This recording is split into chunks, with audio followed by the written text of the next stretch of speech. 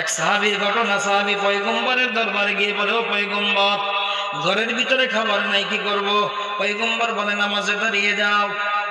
সাহাবী নামাজে দাঁড়িয়ে যায়, খানার কোনো ব্যবস্থা হয় না। এবার সাহাবী বলে, পয়গম্বরের কথা তো মিথ্যা না, খাবারের ব্যবস্থা তো অবশ্যই অবশ্যই হবে। বিবি সাহেবাকে ডাক দিছে, ও বিবি আমার, আমাদের মনে হয় কোথাও কোনো ত্রুটি হইতেছে, আমি অজু করতেছি, তুমি দেখো, তুমি অজু করো, আমি দেখি।